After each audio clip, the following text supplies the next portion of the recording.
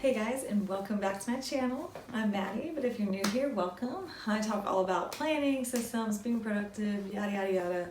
I haven't been on in a while though, and I'm just honestly, I've kind of been in a weird quarantine rut. So I finally decided to come back on here and post a video on how I print and cut my own inserts. Now I know there's a lot of videos out there already, but being a new planner myself, being like a year in, or maybe like a year and a half, I just figured I would just show you a video on how I do all of my printing and cutting. So without further ado, I'm gonna talk about what I use first and what you shouldn't use. So the first thing is this wonderful hole puncher. This is a very versatile and very small, compact hole puncher. So if you end up like changing planners or something, this is like really useful because you can use it for multiple planners. How many times am I going to say planners?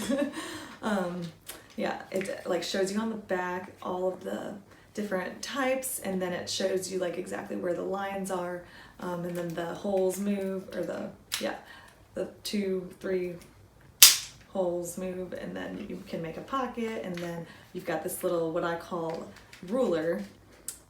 For all of your, you got timer 21, I don't even know what that is, personal, A5, I guess that's it. But yeah, so this is a great little tool to have if you do love planning. It's really easy to find on Amazon, but I'll have it linked in the description as well. This is the first paper cutter I purchased. I really liked it at first until my planning style started to become more me, I guess. Because at first I was like, oh my gosh, I love everybody's printables. I'm gonna, download them all and I'm gonna print them all. And then I started getting into buying actual inserts from shops and stuff. But now that I've like refined my planning style and I really like everything neat, this is a very bulky paper cutter that is more for like scraps or crafts, I would say. It's very hard to cut straight on here, but this is a really good tool if you do like crafts and like office stuff. This is like, I shred stuff on here sometimes because I don't have a shredder, but for planner inserts, there's just no good, like it holds like paper right under here where like you're supposed to aim to cut, but it's really meant to cut things very straight, I guess. So that leads us to my very favorite paper cutter. It's just a very simple one. You've probably seen it before or you own it. It even expands this way, so you have bigger papers. So if you have like matte, like silhouette stuff, if you're cutting them. I really like this because it locks in place. So when you just pull it apart, and I actually had to replace this because I used it so much so it became dull, but this one actually, the one that came with it always fell out, and this one I thought didn't fit at first, but now it just slides really nice, and it's very sharp, and it doesn't fall out. So I definitely recommend, and it's like Amazon's choice, so it's really easy to find these. Maybe I'll link that too. But yeah, this is like the best thing. It's like very affordable, and you can like exactly what you want if you want something to cut your planner insert. So getting into the actual process of printing and cutting, the first thing you're going to do is obviously buy the item. So you just purchase it like normal. It should say PDF if it actually is a PDF. It should be very obvious.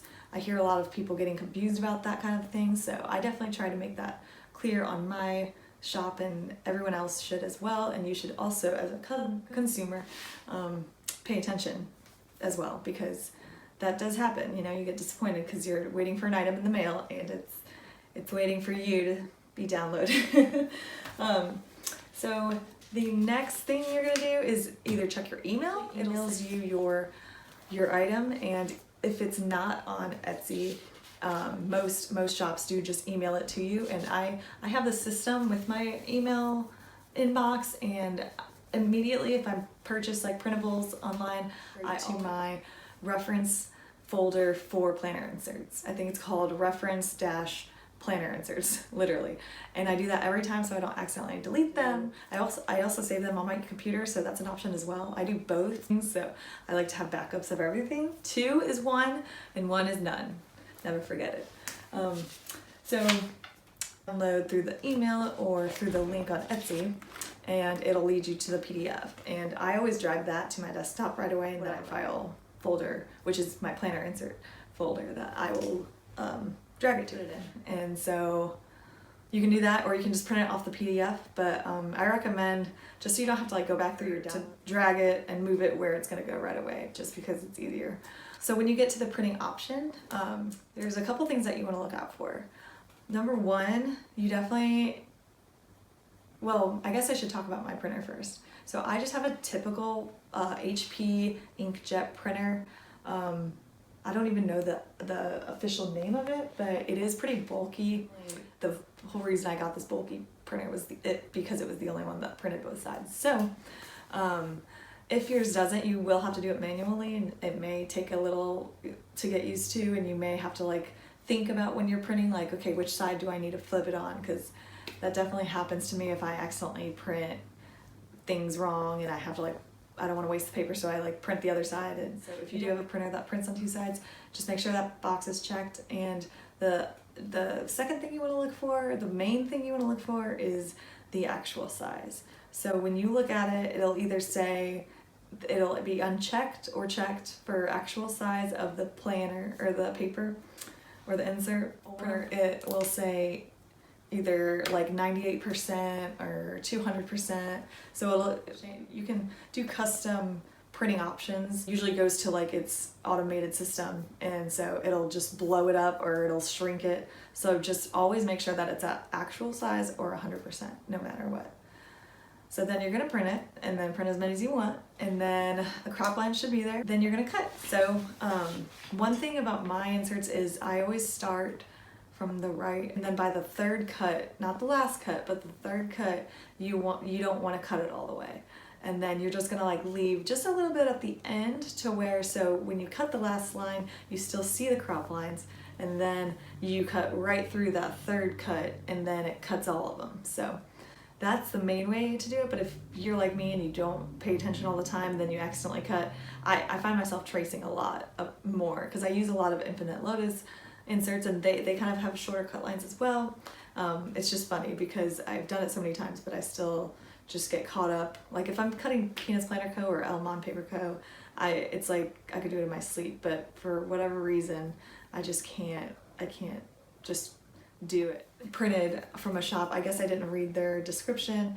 I really like their note inserts, so I printed all of them, and now I am here having to trace them because I didn't have crop lines, which is not a big deal, but if you're printing like a whole year worth of weeklies, that's not something that sounds too appealing for anyone if you're normal. Whatever your preference is and whatever time you have. My thing is I like printing my own inserts because I can have them at any time I want. I don't have to like order them and wait. There are pros and cons to it though, because sometimes you're too busy to print and worry about that, and it's just nice to have some ready to go. But I do like to prep mine, and I have like a whole storage bin system to where I know I have enough at all times, which stay tuned for that. I'll have that video up soon, hopefully, with science. But then you're gonna hole punch. So pocket size is really easy with the hole puncher. You just rings together and you just follow the pocket line, and then boom, you got it. But for the A5 size, you have to pull out that so-called ruler, or what I call a ruler, and then pull it to where it kind of jerks into place for the A5 line or marker, if you will. And then you just cut and you just place the paper to where it's lined up with the marker or the ruler, whatever, and then you just hole punch the top 3 holes, and then you just flip the piece of paper and hole punch the last 3 holes. It's as simple as that. Hole punch all of your inserts, and then my favorite part of the entire process is testing them out, because maybe you traced them, or you just missed that line a little bit, but it's not a big deal. If you are very particular about your inserts, maybe you should just look for printable options, because there's a lot of amazing shops out there that do offer printable versions and options for a very affordable price, and they're beautiful and they're perfectly cut for you. So, but if you're more like DIY like me, then hopefully this video helped you out. Thank you guys so much for all your feedback so far, and leave comments down below. Tell me what you guys think. Was this helpful? Was it not? Was it a waste of time? I'd love to know, no matter what. But thank you guys so much for watching, and I will see you in the next video.